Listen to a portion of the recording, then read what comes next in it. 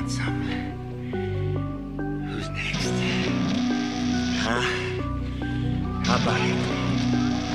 Who wants some? I am the devil, and I am here to do the devil's work. We all go a little mad sometimes.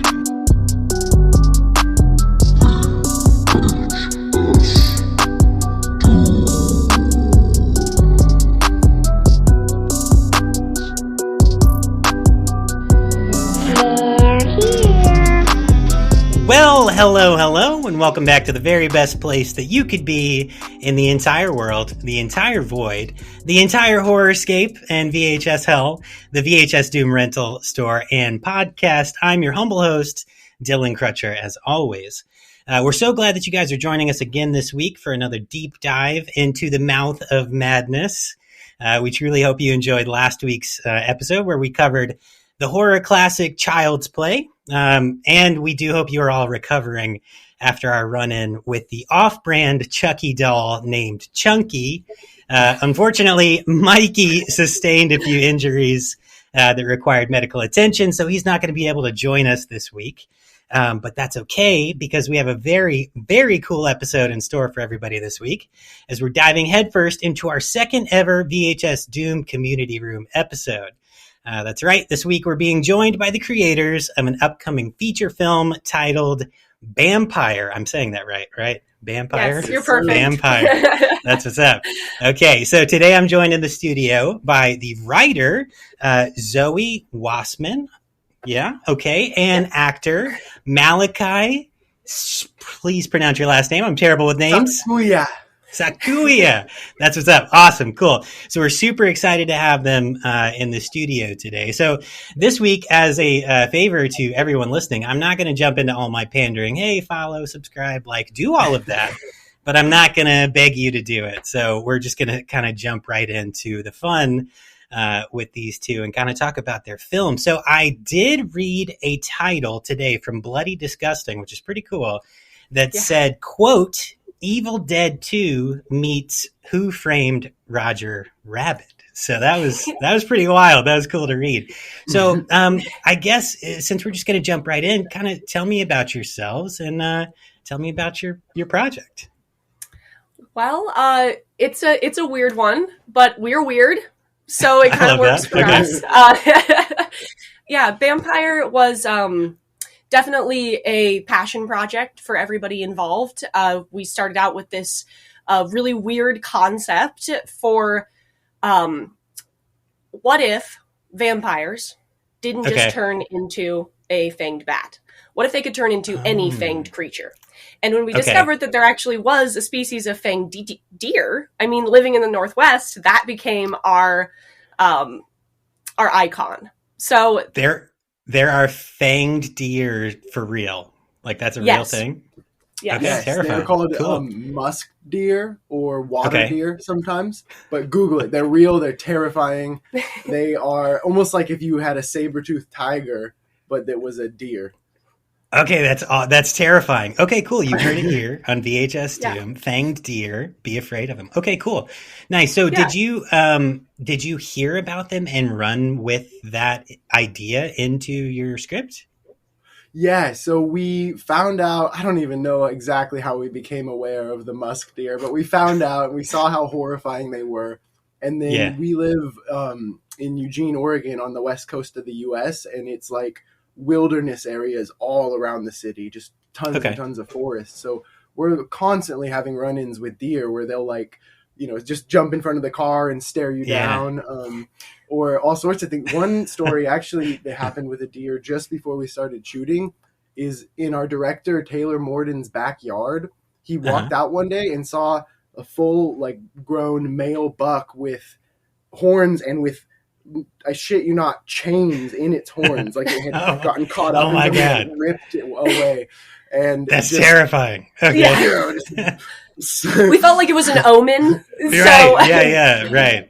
Wow. So Bampire, it came up from all of this interplay with deer in our lives and kind of just seeing how intimidating they can actually be, and this idea of what if a prey animal was secretly the predator. Okay, cool. So well, I'll let you keep going before I ask too many questions because I have like a million going through my head. So No worries.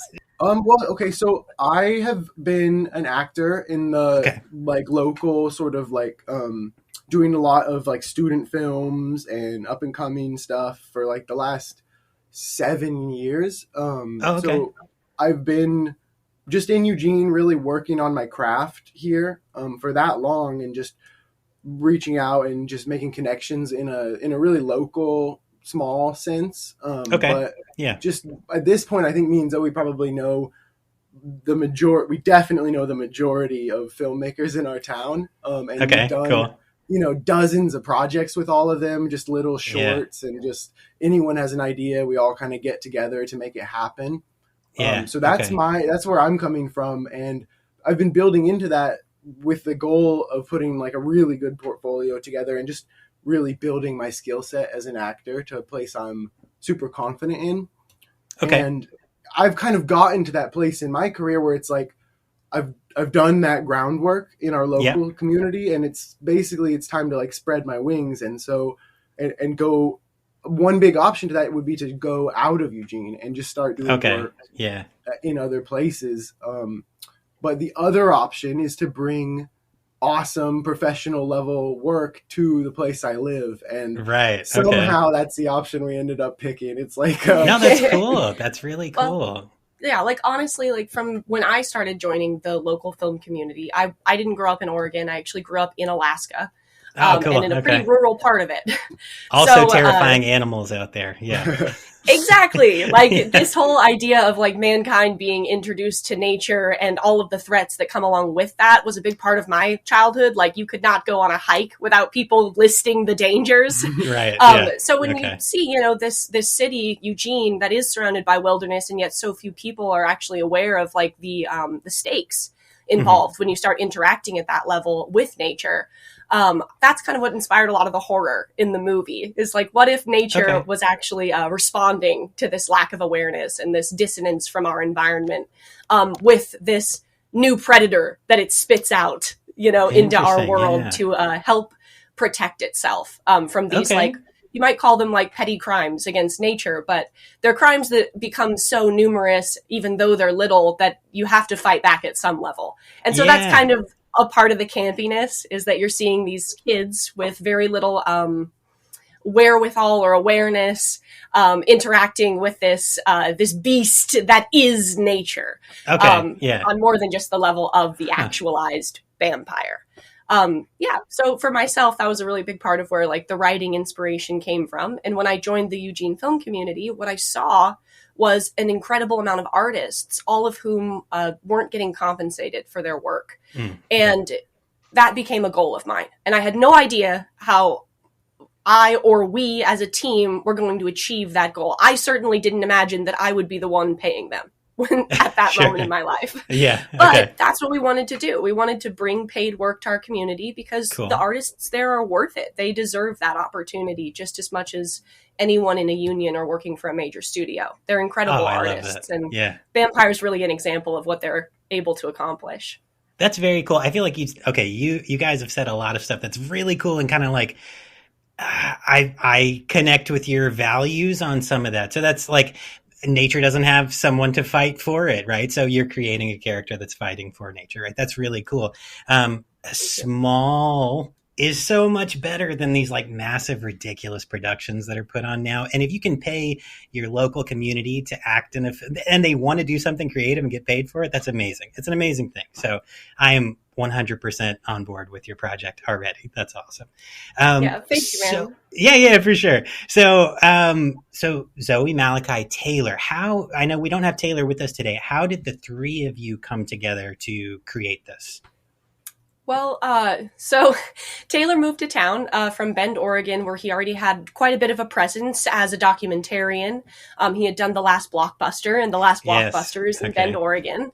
So that was like a big part of his portfolio. And he had moved to town to get more involved in narrative film work. Like he came into it swinging. He really wanted to meet everybody. And so I was one of those people that just showed up to meet with him, right around when he moved to town. and we worked on a couple projects together, but it wasn't until we were on this car ride to go work on this animal shelter documentary, and we started talking about, passion projects, things that we had kind of going on behind the scenes that we weren't really bringing into the light yet. And he told me that he was working on a movie called Space Beavers 2. Not one. Nice. There's one already. Okay. I love that. It was such a moment where I was like, what do you mean? And he was like, well, there's this collection of footage from the 90s that he found that was made in Eugene. And they had taken like miniatures, like Star Wars style, like old school miniatures, and just filmed them, over black, flying through space. And they had practical beaver costumes in astronaut suits. Like it was a little wild. And he wanted to make the sequel to this archive of footage that he had found as kind of an homage to all of this work that had been put in. And when I heard that, I was like, this guy's gonna do Bampire. This guy's rad. This guy, he's got the taste for it. Later on, I heard that actually at that same moment he was like, oh yeah, this chick's cool. Because I loved Space Beavers too. So that was kind of where our story started, and it led to us actually pushing the Bampire screenplay right into development, because we thought, heck, we've got this creative force. Let's see if he wants to work with us on something that's the craziest thing that any of us have ever tried to do, maybe besides Space Beavers 2. So, it's been a real, like, a labor of love. We've all bonded over the different aspects of the screenplay that we love. And that story being so quirky and campy and weird is actually part of what brought our whole team together from moment one.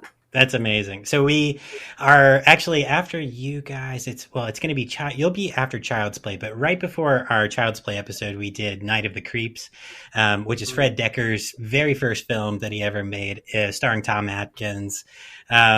It's being his first film, he made it an homage to like everything he loved, like Plan 9 from outer space. So it has all these ridiculous aliens running around in the beginning that are hilarious. But I feel like when people love those crazy, campy Plan 9s, and then they take that love and they pour it into something with their own creativity and their own artistic perspective, it can create something really cool. If you haven't watched Night of the Creeps, check it out. If you have, it's awesome. So I'm excited.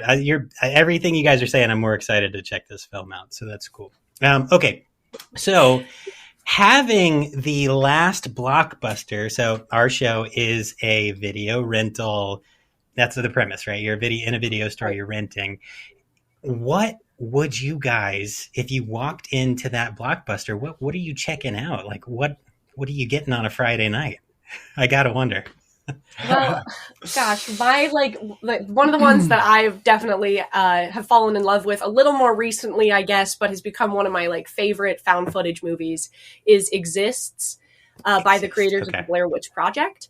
It's one that a lot of folks don't know about, but it is about Sasquatch. So shout out to our fellow cryptids. But that's definitely one that I feel like needs a bigger spotlight on it, because it's really beautiful and honestly a pretty heartfelt, touching story in the end. So nice. Yeah, we always ask from people who visit the show to create a list of movies that we're going to send people home with, and we will send you guys with that movie this week. They have a great list set up already. I have never seen Exist, so I checked it out. I think that they made $40,000 at the box office. So it's small, but it looks really cool, and the premise seems really, really cool. So I'm excited to check that out.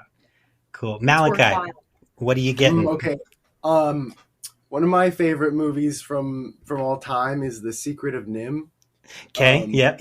Super dark children's cartoon, but also it's pushing the limits on even as an adult, you get a little just terrified by some of the themes are really dark, and I love the art style. And so with Bampire, we ultimately added this animated on top of live action sequence sort of effect. And when I was thinking of how would I love the animation in Bampire to look, I thought Secret of Nim, that sword fight that they have.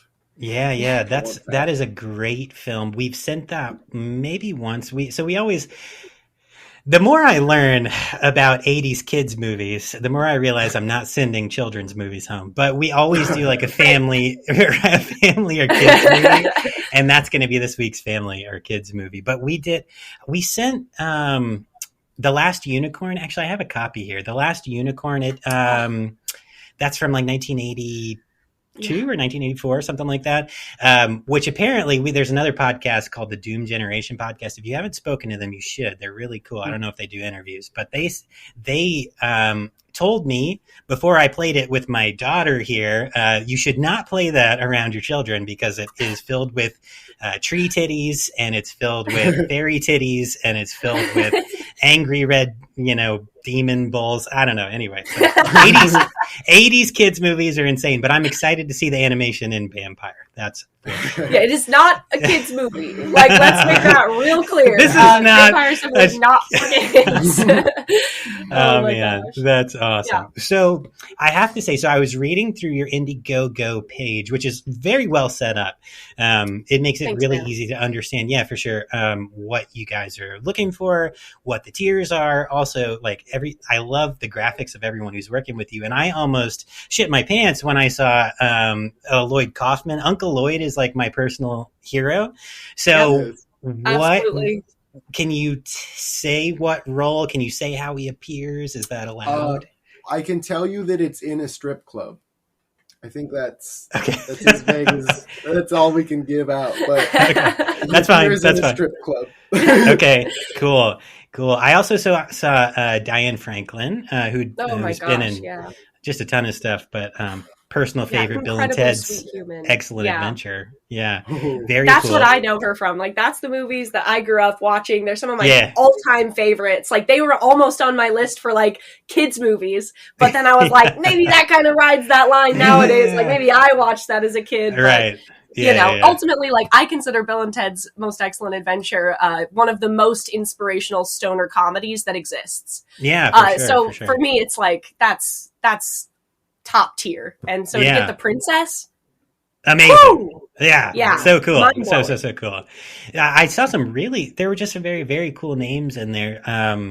Greg Sestero from The Room, right? He played Mark.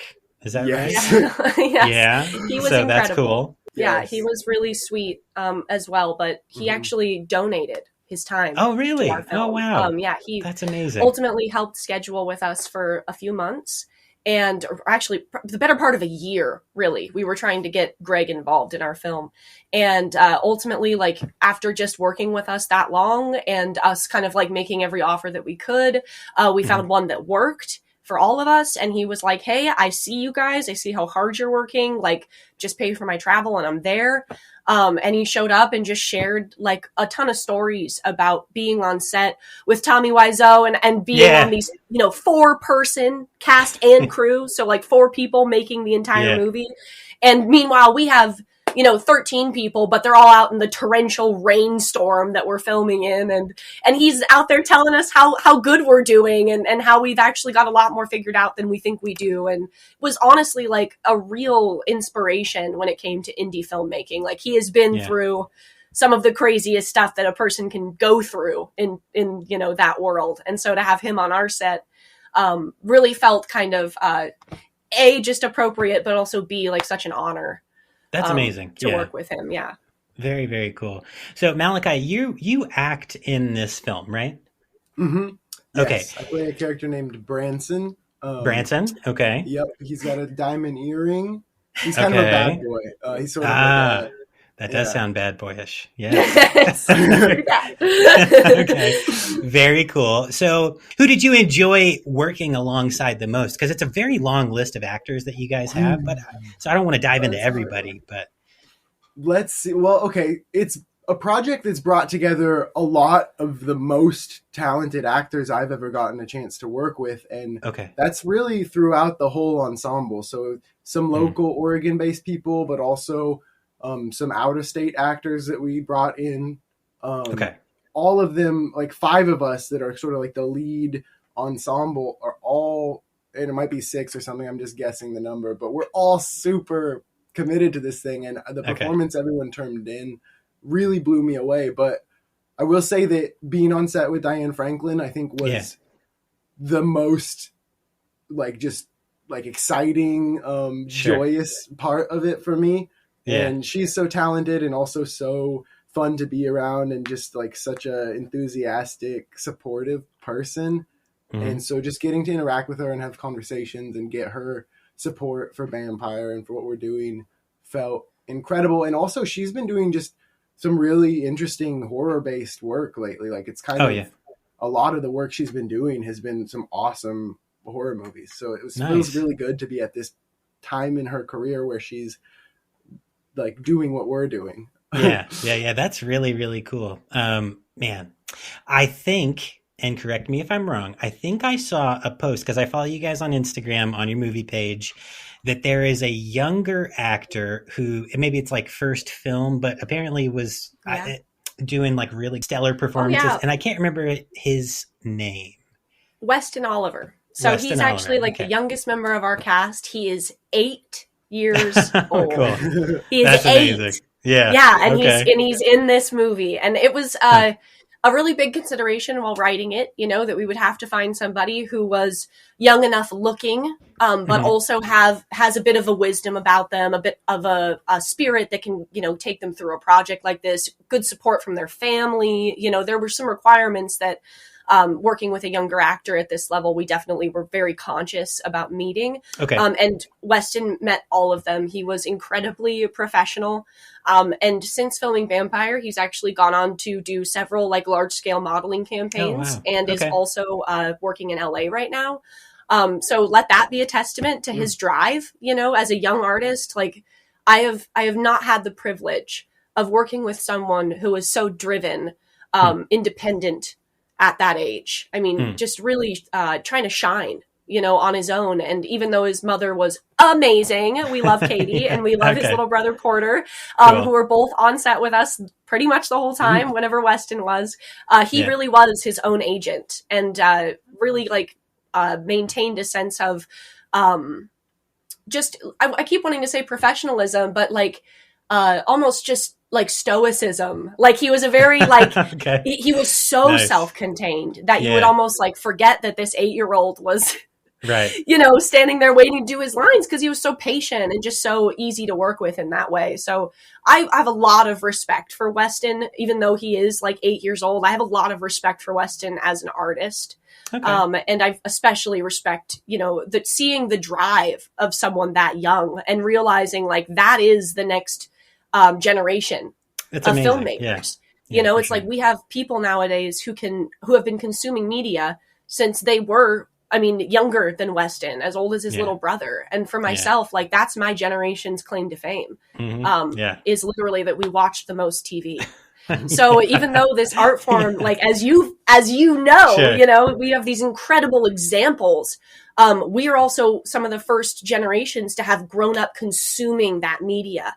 And then we can take all of that we've learned and compost it within ourselves and turn it into a whole new generation of art and artwork and artists. So that's kind of like that's what I found so inspiring working with a child is that, hey, you know, this is actually our next set of consumers. Like this is our next audience. These are the people who will be in the movies that we see in the future. For sure. You know, and getting to see him really take it on in stride and be so successful at it and take that fire and just continue to let it fuel him. It's just really proven to me that what we're doing at this level is really worthwhile because there are so many artists who are young and who don't have those opportunities and who would at 8 years old. I mean, in most cases, it's a really hard thing to do. For artists. So that's amazing. And so his first full-length feature film was shot with you guys, which is awesome. Like that's really cool.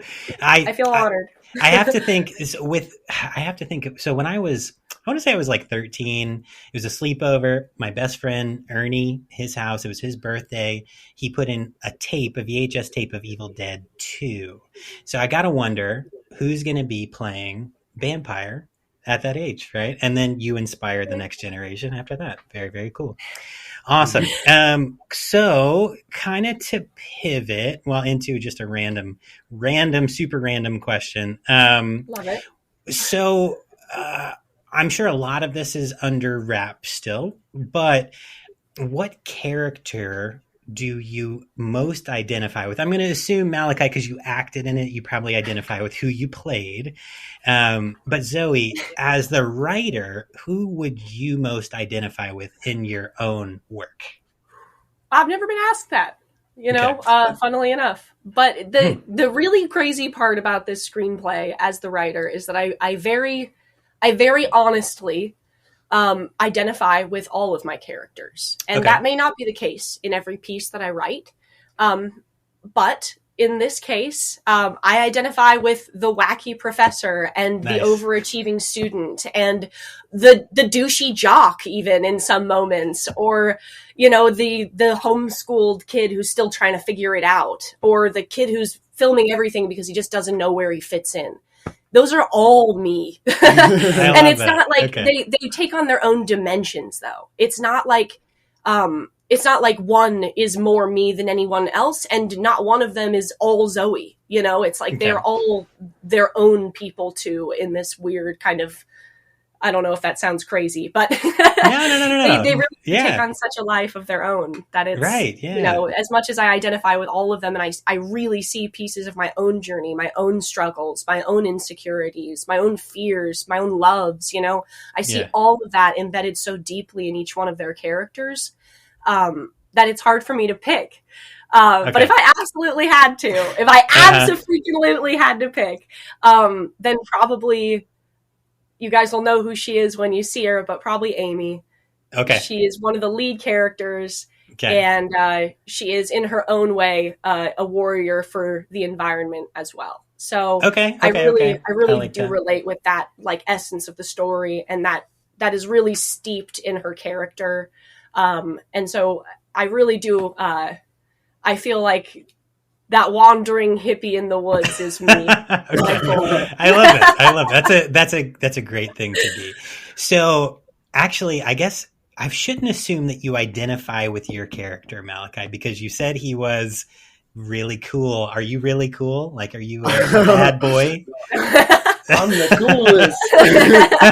I'm the coolest. No, but actually, honest, for real, I seriously fuck with Branson. I think he's legit. He's in some ways like a stereotypic, like not maybe fully toxically masculine. I wouldn't go that far, but he's struggling with his own masculinity. He's keeping a lot in, and he feels like, oh, no one sees me. Nothing I do kind of matters, but he doesn't want to admit that. That's like, that would be the crushing defeat for him. So he sort of is just going around with this chip on his shoulder, this kind of attitude of like, why doesn't the world see me? Why doesn't anyone understand me? And he's not making an effort to be understood for most of the script. And something about that struggle, I genuinely relate to and have a lot of compassion for.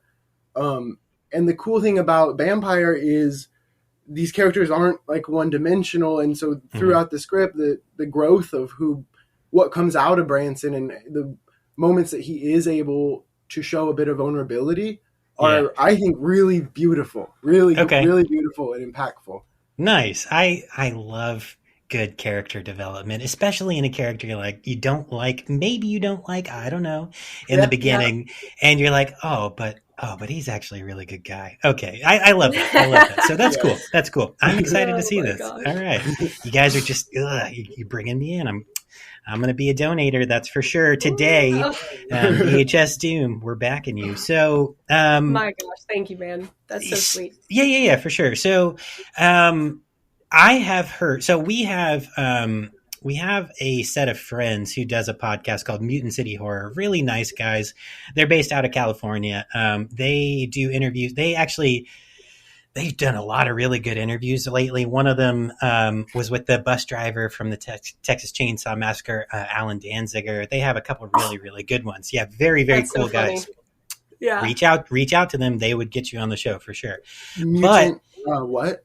City Horror. Mutant City Horror. Yeah, for sure. But in several of their recent interviews, they interviewed the director of an upcoming project called Vic Effects, VIC Effects, which sounds really cool. That same gentleman also put out a movie called Evil Lurks, which is like a Tubi original.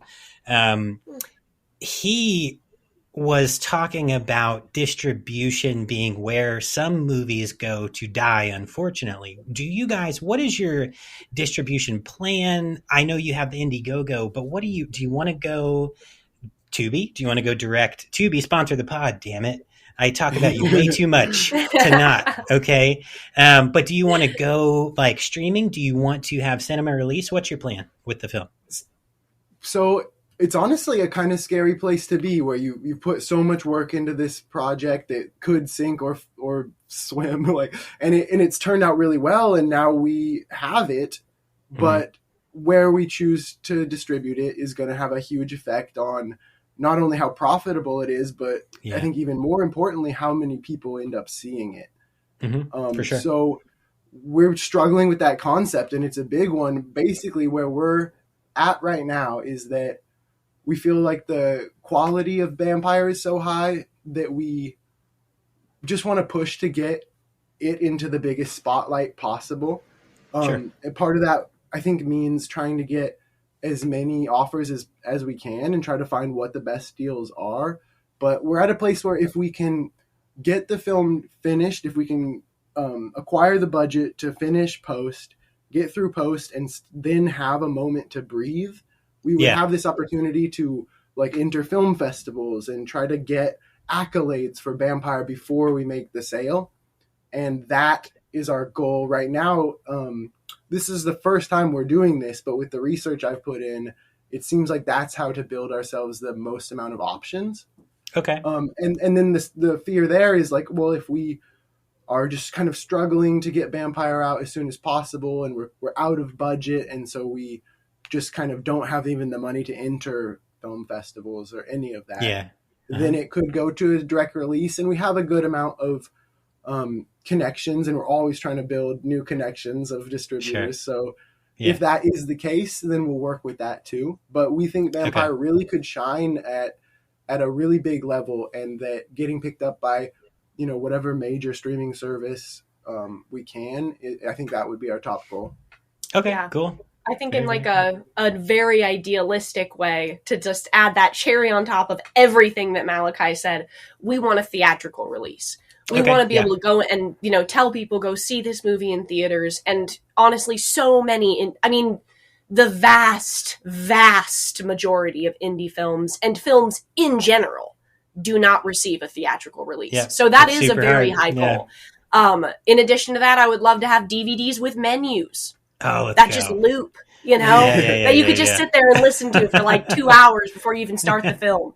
Like those, our dreams are big for this thing because we feel that there is a bit of a culture loss happening around movies, and around some of those things that I miss, from my childhood, regardless of whether or not they were like the apex of filmmaking. The fact that I got to see commercials before I watched a movie was one of my favorite parts of the movie when I was a kid. Absolutely. So there's a level of like, I haven't seen some of this happen for people at our level, but I wish that it was happening for people even at a higher level than we are, and occasionally for folks like us, and I would like to push that narrative forward in the future, that movies deserve theatrical releases, even when they're not made at a major studio, even if they are just local. Like, we have to step up and start supporting these independent film outlets in getting them out there. Otherwise, the art form itself doesn't have enough breathing room in the industry right now. We don't have those outlets that some of these larger studios just inherently have so much access to, unless we start opening them up ourselves and for other people. Absolutely. So in addition to everything Malachi said, we are looking to stream it,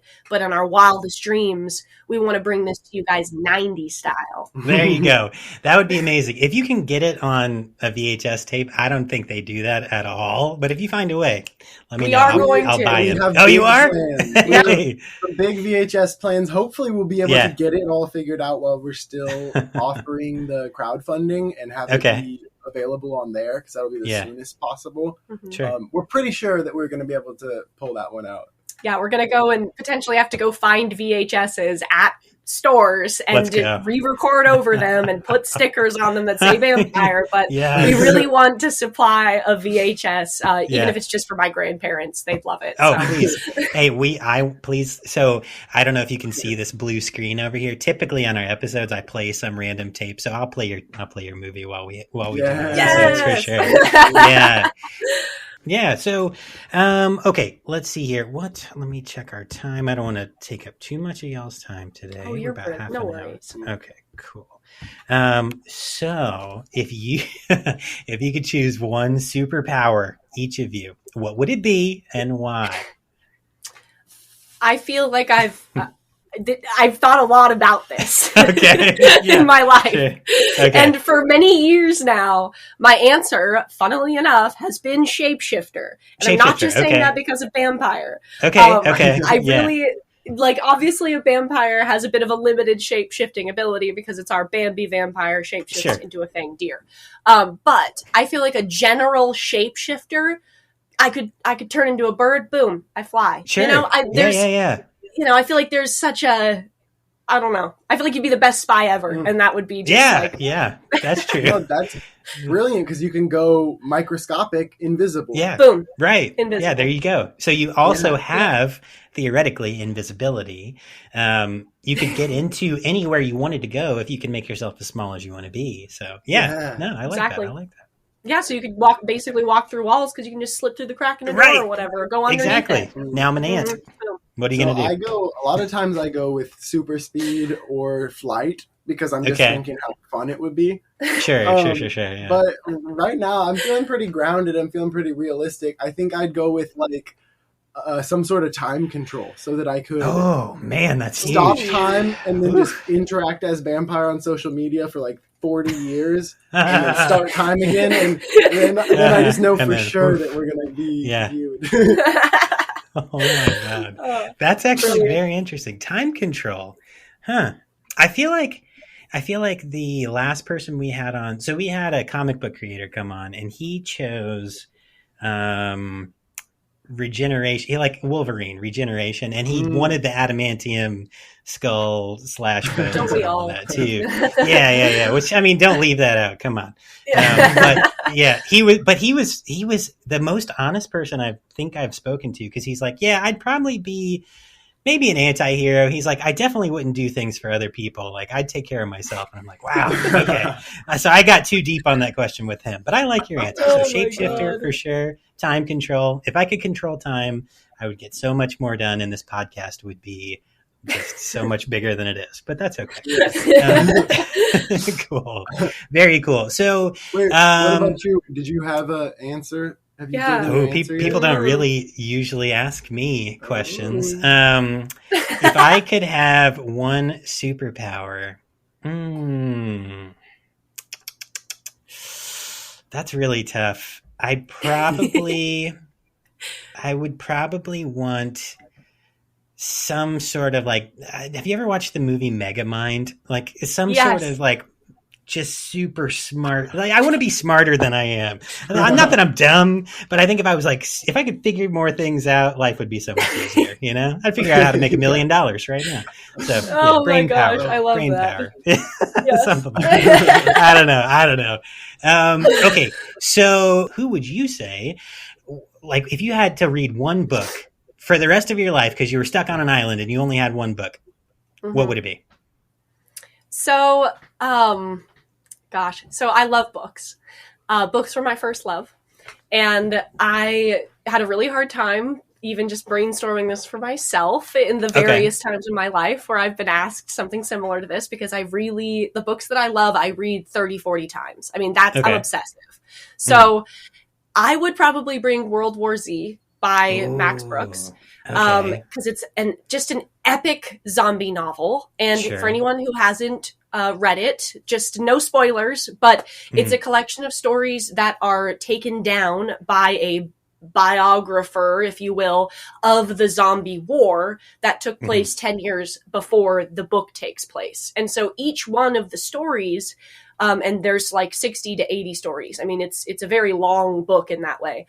Each one of the stories is about a different like socio-economic or political issue that would have come up during the zombie war. And it's taken from the perspective of like, you know, the vice president of America during that time, or the two guys controlling nukes in a room, you know, somewhere on a different continent, or, you know, people living in a ghetto and what that would have been like versus people living in mansions and on reality TV. And like, it really takes this like in-depth look at what it would be like in every facet of life to go through a zombie war. And some of it's really gory and some of it's really technical.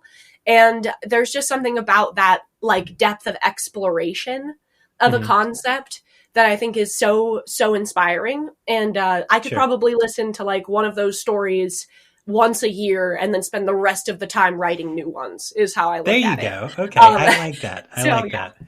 It's a good answer. I feel like if you can take a book that has enough like diversity or enough different stories in it, some sort of compilation, you would stay much less bored for a very long time.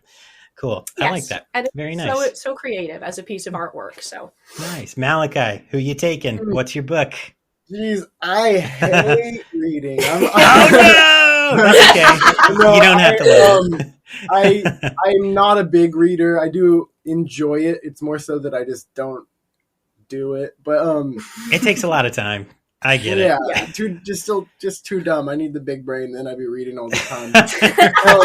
Mega but brains, I do love The Hobbit. So I've read Lord of the Rings, obviously, and I've read The Hobbit too. Duh. But Lord of the Rings is such a slow trudge through like history and geography and stuff like that, whereas the Hobbit book is just a really good reminder of what things are important in life and what really matters and how to get through that moment where he pops up above all the trees in Mirkwood and just sees butterflies and the sunlight and that moment usually really gets me to my core. And I like that. Yeah, that's a great answer. So that's a great answer also because I'm a Tolkien nerd.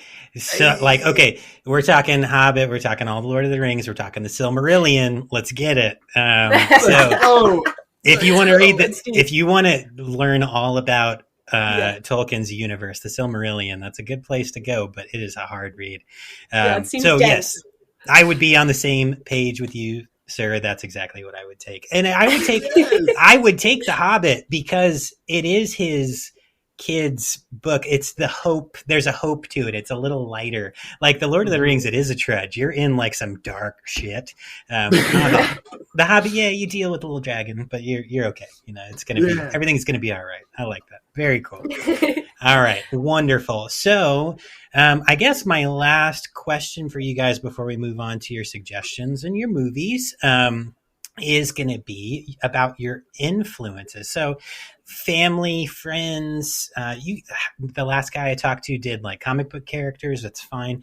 Who would be on your personal Mount Rushmore? So your 4 biggest influences, who would be on a mountain behind you? Gosh. Okay. I know that's probably a tough You one. ready? You want to go? Yeah, I think I could probably get pretty close at least. So I'd like to start with a little known name. His name is Shep Gordon, and he is one of my icons. He was a music producer back during the classic rock era, had a large dealings with like Alice in Chains. Like that's one of his biggest campaigns. And he went on to do like a stint in independent filmmaking. He publicized reality TV chefs. Like he brought chefs from a level of like, you're working in a kitchen to you're working on a stage in front of millions. Like he was a huge part of that movement and has also like become an amazing chef himself and cooks for people all over the world. He's cooked for the Dalai Lama. He's cooked for just some amazing people. And he's like really kind of like this sheltered space from what I understand for a lot of like the high life of Hollywood. So when he was alive, he let people come and stay in his home for weeks on end and would protect them from the media. And I just like this figure, like learning about him has become such just such an inspiration that someone could do so many different things in their life and bring so much good to so many different facets of our entertainment industry, that he's really someone whose journey really speaks to me. Another person that I would probably have up there, and this speaks to like a very different part of my soul, is Edith Piaf. She's one of my like all-time favorite French singers, and her story is just incredible, of the amount of just like illness and heartache and just like horror. Really, horror is what the word I would use, but it's just very human, her story. And she just sings these beautiful songs that I'm sure a lot of people have heard, but look her up. She is also passed, but she was just an incredible singer, incredible songwriter. Another person that is probably up there for me is Jim Carrey. Okay. He's just such an amazing human. Nice. I love his attitude in his later life and in his career, of being enough. You know, at some point he reached like a moment where he thought, you know, this is something I may never hear anyone else in my industry say, but I am enough. And if I do more, it's because I want to. And until then, I'm going to do what I want to do. And for him, that's, I'm pretty sure, still being a painter. And so, I mean, I grew up watching this man, and I would watch anything that Jim Carrey was in, you know, anything that he was in. That was my new favorite movie. And so to see him also be able to kind of like take a step back and enjoy his life beyond just entertaining people has just been like almost like just nice for me as a fan to like get to see him, you know, enter that time in his life, and just do it so gracefully. And then probably like, since I'm picking 4, it's Mount Rushmore, right? Yeah. You gotta have one more. Yeah. I think probably the last person on that list. Whew, this is a hard one. You know, I got another singer, but I'm gonna go with Dean Koontz. Oh, okay. He's interesting. He's an amazing writer. He's an amazing horror writer. His Frankenstein series is one of my favorites, and a lot of people don't know that it was originally written to be a screenplay. So when I learned that, I was like, my man. Nice. I see you. And I really like that alone, the fact that someone could write something to be a movie, right? But then the story is so good, and you don't want it to be censored, and you want it to be made exactly how it's written, and going through that whole process and coming out the other side and realizing that this giant dream that you had, even as a really famous writer, maybe it's not going to work for this piece. Well, screw it. I'm going to write it into a novel, and I'm going to publish it anyway. I mean, that kind of energy is, I relate. Like, my stories are getting out there no matter how they enter the world, but what I write are movies.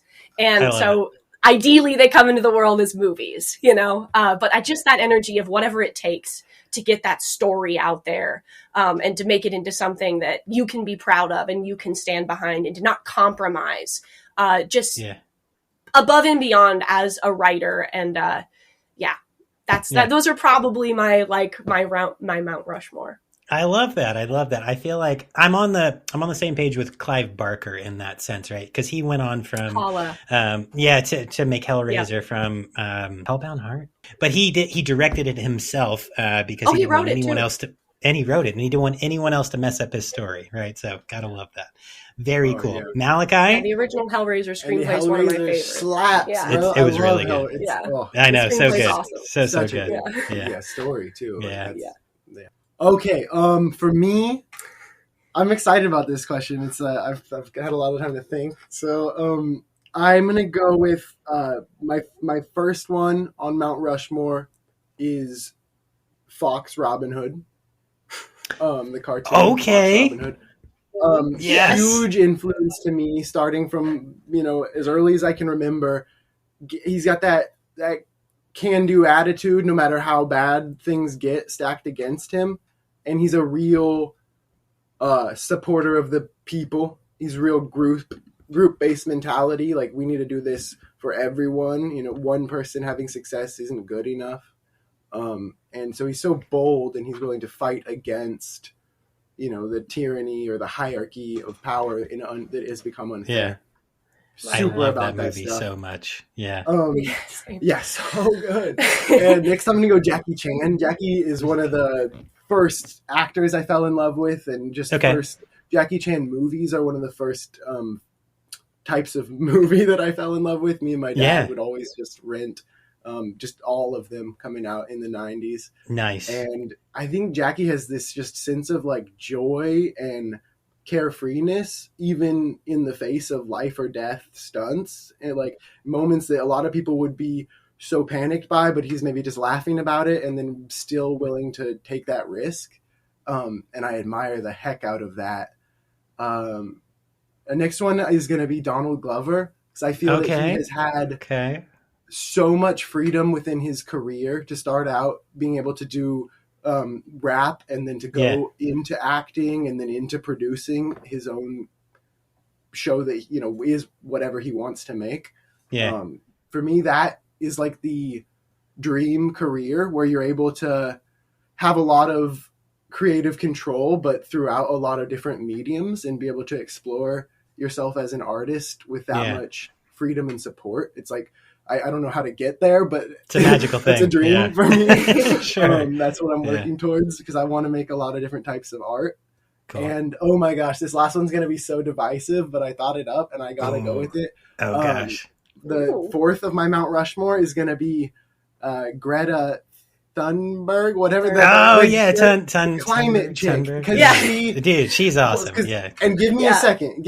I know she's super pissed off and really easy to meme about, but she's taking a stand for something she believes in maybe the boldest of ways. And she's been able to, first of all, not go to school for like a bunch of years. So I'm all about that life.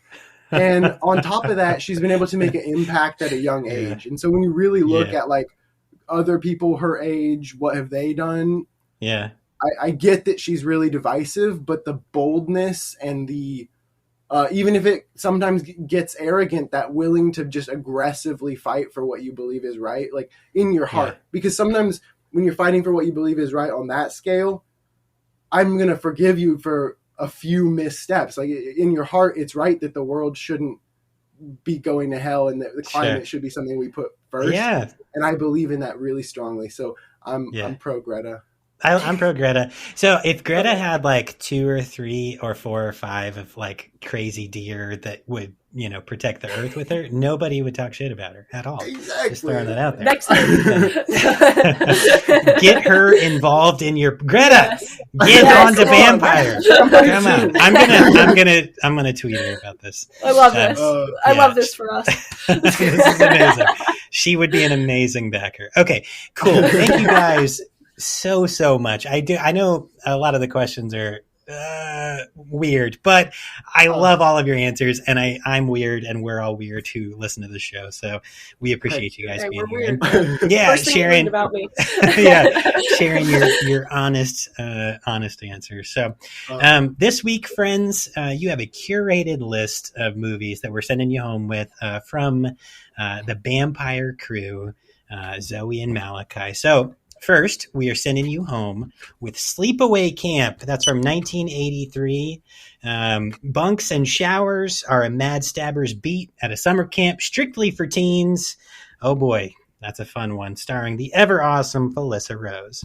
Next, we are sending you home with Exists, a movie I have not seen, but it's on my list now. 5 friends travel to a remote cabin in the woods and plan to record their entire weekend. Their party plans are quickly ruined when they realize the property is in the middle of Bigfoot's territory. Dun, dun, dun. And he's not happy to have trespassers, that's for sure. Next, we're sending you home with The Descent, classic. And you know what? I can never bring myself to watch it. I'm terrified of caves. Like if there's like an overhang of a rock, I won't go near it. I can't. There is a practical cave in Bampire, so be forewarned. We built it just so you know, behind the scenes. It's just in a studio built by our friend Michael. Don't be afraid. That's all right. But it is I'm gonna watch it. It's amazing. We're so excited to show you guys the footage from that sequence, because that set was crazy to try to create. And it turned out so well. So I can't wait to see it. I will. I will deal with it. I'm excited to see it for sure. So, for Bampire. So The Descent. A year after severe emotional trauma, Sarah goes to North Carolina to spend some time exploring caves with her friends because she's crazy. After descending underground, the women find strange cave paintings and evidence of an earlier expedition. They're not alone. We're sending you home with Creep, which I also haven't seen, but it seems awesome. From 20, I know. I feel like most of the movies I watch are like between 1972 and like 1989. So I'm really behind on anything past that. This one you will enjoy. This one's where it'll hit that vibe for you. It's all found footage shit, so it's really like and go in. Nice. I would recommend strongly for Creep. Just go in blind, and it's just a total experience. Yeah. Okay, will do. All right, and it's on Netflix. All right, cool. Ooh. So Aaron answers an online ad and drives to a stranger's house to film for the day. The man wants to make a movie for his unborn child, but his requests become more bizarre as the day goes along. Oh, buddy. And lastly, for the kids, for the fam, another 1980s mindfuck. The Secret of Nim, which is really not for kids, from 1982. Miss Brisby, a widowed mouse, must move her children out of their home in a field before the local farmer starts plowing. Unable to leave because her son is ill, Miss Brisby seeks the help of nearby rats who have heightened intelligence after being the subjects of scientific experiments. Oh boy. Miss Brisby is soon caught in a conflict among the rats, jeopardizing her mission to save her family. Good luck to everyone watching that. Man, I just want to say just a huge thank you to you guys for coming on the show. I do think I have all of your where they can find you stuff. So first, bampiremovie.com. That's BAMPIREMOVIE.com. On Instagram, you guys are Bampire Movie. Facebook, Bampire. Do you have a TikTok? I couldn't find it. Not yet. That's okay. We plan to make one for our production company, but we might not get it out at least until Bampire's fully. That's okay. Post. Most of TikTok is trash, but there are a lot of people there. It's okay. We have one. I barely use it. And if you go to Indiegogo.com and you search Bampire, the very first result is this campaign.